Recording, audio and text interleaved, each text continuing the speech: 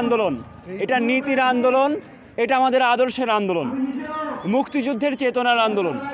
আমরা ততক্ষণ পর্যন্ত কোটা সংস্কারের জন্য আন্দোলন করব যতক্ষণ পর্যন্ত আমাদের মধ্যে মুক্তিযুদ্ধের চেতনা বজায় থাকবে। কারণ মুক্তিযুদ্ধের চেতনা ন্যায়ের কথা বলে, মুক্তিযুদ্ধের চেতনা সাম্যের কথা বলে।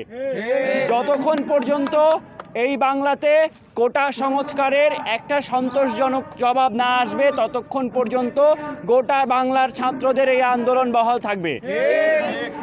কেন শুধুমাত্র একজনকে অতিরিক্ত সুবিধা দেওয়ার মাধ্যমে বাকি জনগোষ্ঠীকে পিছিয়ে দেওয়া হচ্ছে? আমরা সকলেই জানি এর মাধ্যমে মেধাবী শিক্ষার্থীরা অনেক পিছিয়ে যাবে এবং এর কারণেই আসলে দেশের বেশিরভাগ শিক্ষার্থী দেশে থাকার পরিবর্তে বাহিরে গিয়ে চাকরি করার ইচ্ছা পোষণ করে। এবং আমাদের মেধা পাচারের অন্যতম কারণ হচ্ছে কোটা ব্যবস্থার এই অসামান্য বৈষম্য। ঠিক, আমরা সকলেই চাই সরকার এই ব্যাপারে ভালো নির্দেশনা প্রদান করবেন এবং পুনর্পরিকল্পনার মাধ্যমে দেশের চাকরি ব্যবস্থা, শিক্ষা ব্যবস্থা এবং সার্বিক অর্থনৈতিক ক্ষেত্রে একটি দারুণ সমতা আনার চেষ্টা করবেন। আমরা আরও দেখতে পাই কিছু কুচক্রী মহল আমাদের এই কোটার বিরুদ্ধে আন্দোলনকে তারা মুক্তিযুদ্ধের বিরুদ্ধে আন্দোলন বলার চেষ্টা করতেছে, যেন এই আন্দোলনটা যেন তারা প্রভাবিত করতে পারে। আমরা তাদেরকে বলতে চাই, আমরা মুক্তিযুদ্ধের বিরুদ্ধে না, আমরা মুক্তিযোদ্ধাদের বিরুদ্ধে না। যারা তাদের জীবন দিয়ে, যাদের রক্ত দিয়ে এই দেশ স্বাধীন হয়েছে, তাদের প্রতি আমরা শ্রদ্ধাশীল। তারা কোনোভাবেই যেন কোনো কুচক্রী মহলের বুদ্ধিতে, প্ররোচনায় এটা মনে না করে যে আমরা মুক্তিযুদ্ধের বিরুদ্ধে।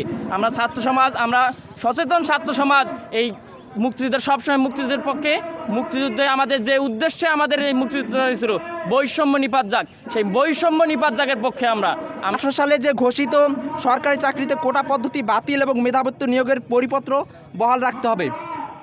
এবং 2 নাম্বার হচ্ছে 18 সালে পরিপত্র বহাল সাপেক্ষে কমিশন গঠন করতে হবে এবং দ্রুত সময়ের ভিতরে চাকরিতে সকল গ্রেডে অযৌক্তিক ও বৈষম্যমূলক কোটা বাদ দিতে হবে এবং কোটাকে ন্যূনতম পর্যায়ে নিয়ে আসতে হবে। এক্ষেত্রে সংবিধান অনুযায়ী কেবল অনগ্রসর জনগোষ্ঠীর কথা বিবেচনা করা যেতে পারে।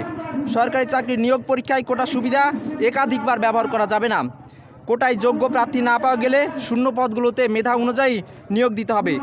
দুর্নীতিমুক্ত, নিরপেক্ষ, মেধাভিত্তিক আমলাতন্ত্র নিশ্চিত করতে কার্যকর ব্যবস্থা নিতে হবে।